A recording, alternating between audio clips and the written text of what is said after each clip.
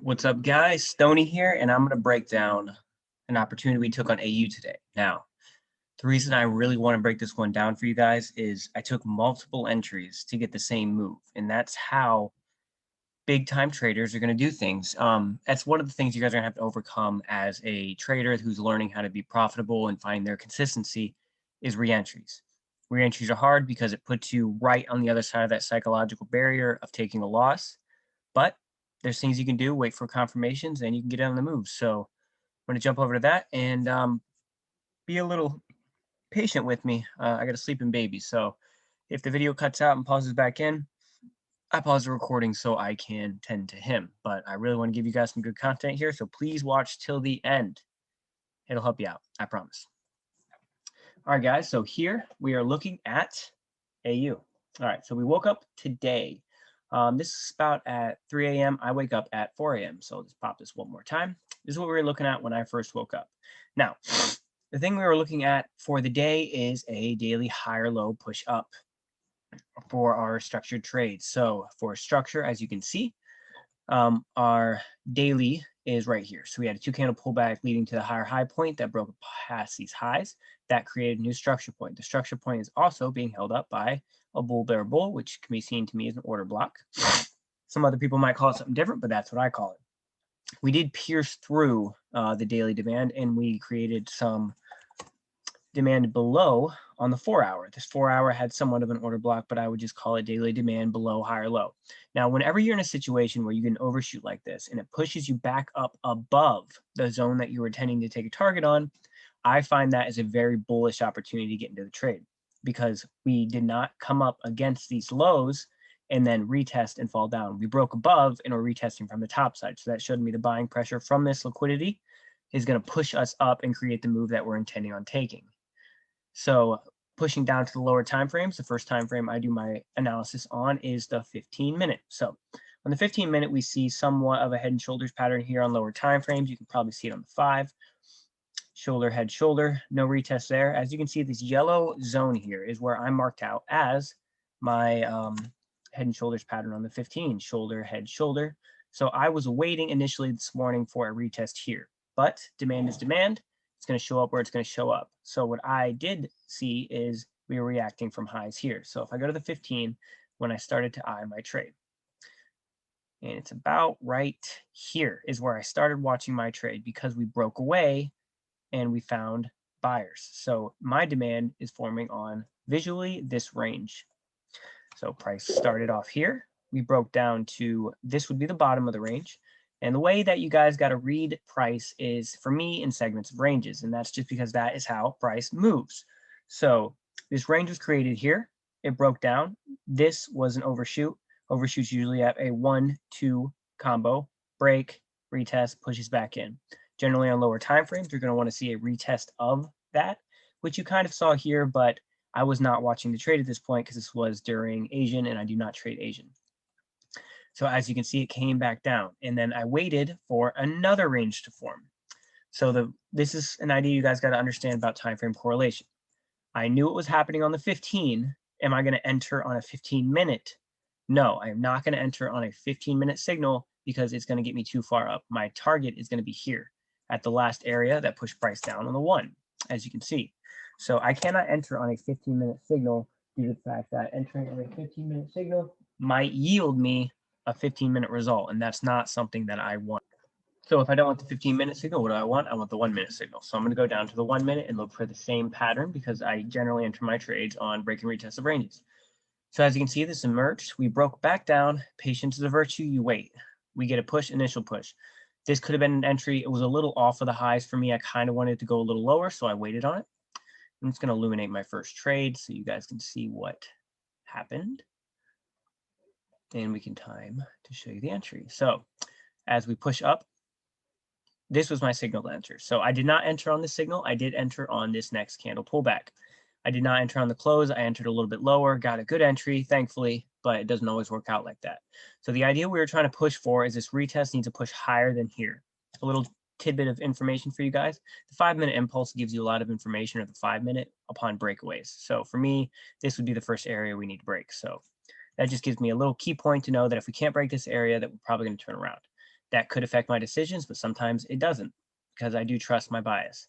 Another thing you guys should know, because I did upload on my Instagram, my P&L for the day, you'll see multiple positions taken. I take 2% risk on my trade, and when price falls back into the range is when I will sell half. So right here where this red line is, I'm going to make it a little bit thicker so you guys can see it. It's somewhere in this area. You can see the exact price on my P&L, but I sell when price returns back into range. Why do I do that? Sorry, guys, had to pause there for a minute. So I know you guys probably just heard me to keep talking, but I lost my train of thought. But I do sell half my position when it falls below this range. So I risk 1% on this entire 11.6. This generally falls between most at half a pip, half a percent. So this came out to be 1/3 of a percent, I believe. You guys saw that. It's just trading on an 100K FTMO. Sorry for the sniffles, guys. I'm a little sick. So we get the initial push up. So on the 1 minute, I'm just going to let it play out so you guys can see what happened. All right, so we got stopped out on this initial trade. We could have sold the entire position here, but due to my back testing, this isn't a surefire sign that the price is not going to turn back around. Sometimes we get pushed down to these lows and we do turn back around. Understand though, if you're waiting for price to get to premium, like areas down here, you might be shooting yourself in the foot, and you should understand that. Consider this an RR right here. This is a 1% gain, okay? So it's a 1% loss, right? So if price was to continue to push lower and you got an entry down here, you're going to get that 1% back that you just gave up. And that's something you guys got to understand. All right, continuing on with the trade. As we see, we got to push back down. So from this point forward, guys, you need to watch your entry or watch your confirmation time frame. So the 15-minute is where I'm watching because that is the time frame that I'm looking for my entry. I don't much mind any of this anymore, this range here and this range here.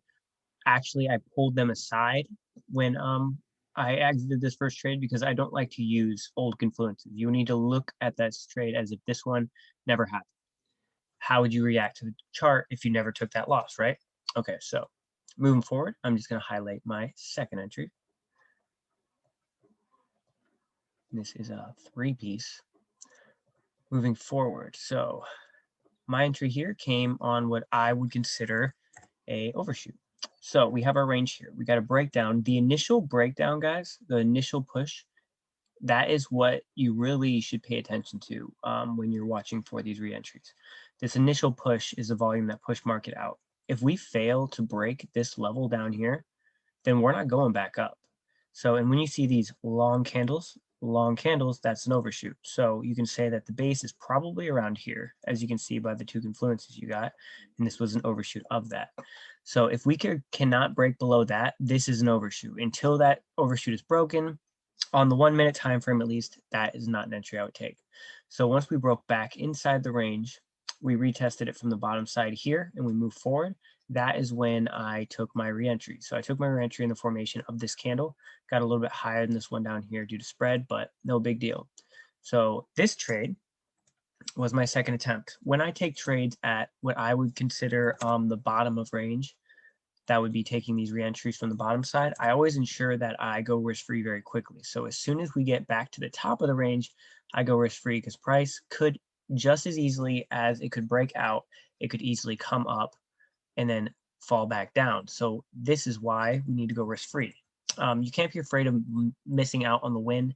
You have to be realistic with yourself. If price returns down to here, it's going to go down to here and down to here. It's going to break even lower. This black line is a 15-minute range, so you really shouldn't even hold any weight to it, but this red line is a range that I'm watching. If we go back down to my entry, we're likely to go above. So it did come close. I am in the trade right now. I am not risk-free until we come up and touch the top here. So as you can see, we broke back down, we found some buyers, and we pushed back up. This candle is when I went risk-free. So when I go risk-free, I do not eliminate my stop because I need to keep my RR on my screen to know my expected return. I just make it transparent. So I know that the trade's risk-free. So moving on to the 5-minute time frame, we're again trying to break through this area.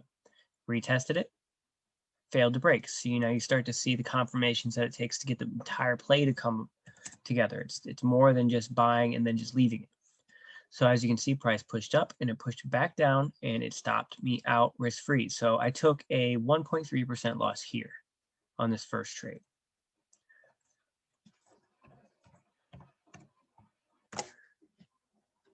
and I'm flat on this second trade. Now I was up 1% at this peak, but I'm not going to sell because the idea of the trade needs to play out. If you do not let your trades play out, you'll never get the higher time frame moves that you're looking for. You can't let the 1 minute and the 5 minute dictate your actions.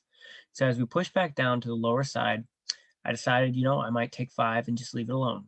So I left price alone. I'm going to illuminate my third entry. At this point, I figured we were going to cut below. As you can see, we came down, we retested the bottom of the range, and we pushed back up. So you might say, well, don't you wish you held? Yeah, well, of course I wish I held, but see the RR here at 3.81, see the RR here at 3.5.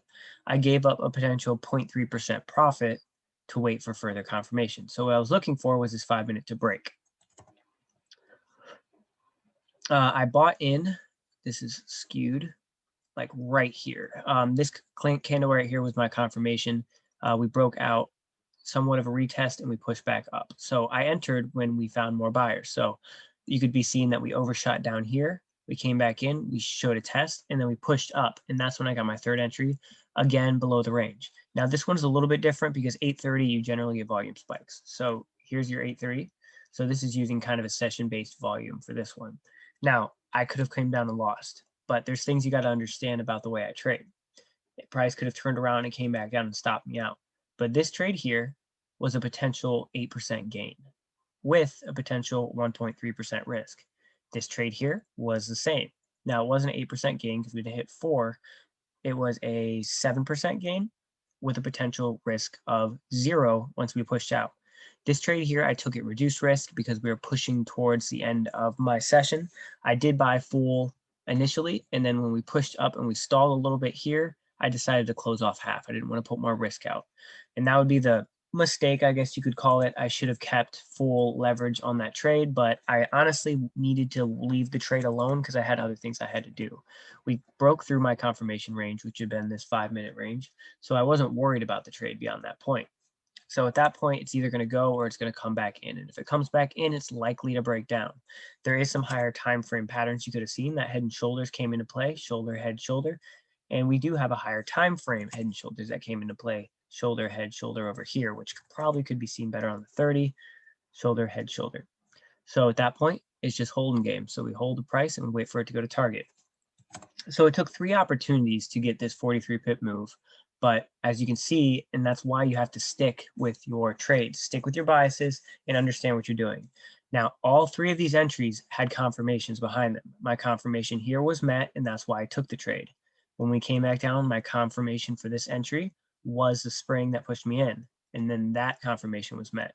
And then when I took the trade here, I waited for additional confirmation. So I went from a 405 to a 381 to a 361, but in no point did I take a trade down here, down here, down here.